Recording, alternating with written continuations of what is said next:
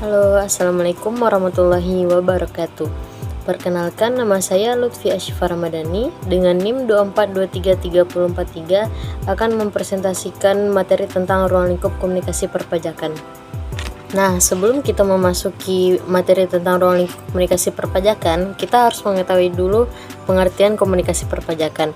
Komunikasi perpajakan adalah proses penyampaian informasi yang berkaitan dengan perpajakan antara pihak yang terlibat, seperti pemerintah, wajib pajak, dan pihak-pihak terkait lainnya. Tujuan utama komunikasi perpajakan adalah untuk memberikan pemahaman yang jelas tentang kewajiban pajak, peraturan pajak yang berlaku, serta cara pelaporan dan pembayaran pajak yang benar. Komunikasi perpajakan dapat dilakukan dengan berbagai saluran, seperti media massa, situs web resmi pemerintah, seminar, pelatihan, atau bahkan melalui petugas pajak yang memberikan layanan kepada wajib, sekaligus meningkatkan kesadaran masyarakat mengenai pentingnya pajak bagi pembangunan negara. Ada beberapa contoh mengenai bentuk komunikasi perpajakan. Yang pertama yaitu sosialisasi peraturan yang baru yang berkaitan dengan pajak. Kedua, edukasi pajak melalui seminar atau kampanye di media sosial. Ketiga, bantuan teknis dalam pengisian SPT atau formulir perpajakan. Keempat, pelayanan informasi pajak yang dapat diakses secara online.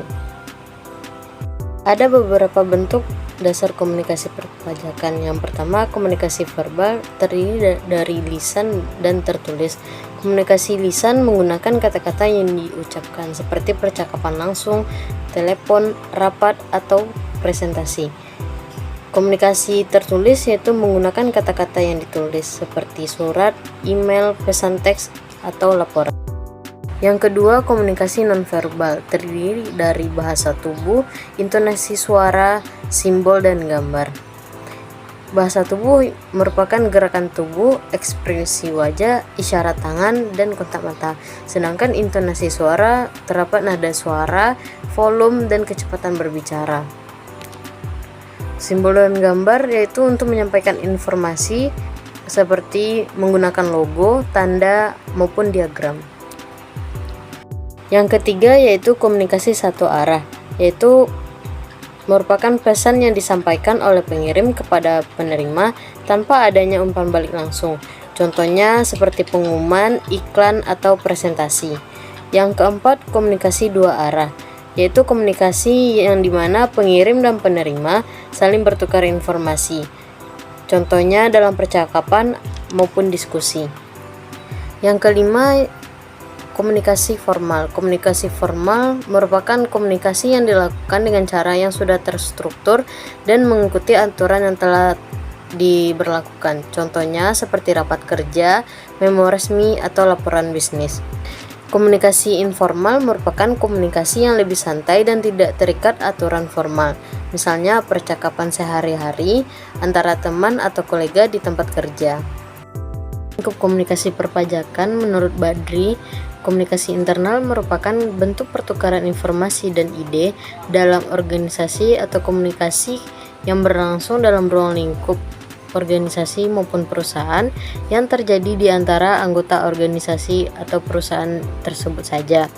Komunikasi internal dapat dibedakan menjadi 3 macam, yaitu yang pertama komunikasi vertikal. Komunikasi vertikal yaitu komunikasi yang terjadi dalam bentuk komunikasi dari atasan kepada bawahan, misalnya perintah, teguran, pujian, dan lain sebagainya. Yang kedua, komunikasi horizontal. Komunikasi horizontal yaitu komunikasi yang terjadi di lingkup organisasi atau kantor di negara orang-orang yang mempunyai kedudukan yang setara. Yang ketiga, komunikasi diagonal.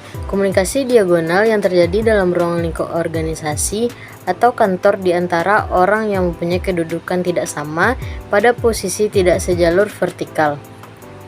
Komunikasi eksternal adalah komunikasi yang berlangsung antara organisasi atau perusahaan yang dengan pihak luar dapat dibentuk melalui yang pertama eksposisi, pameran, promosi, publikasi, dan lain-lain.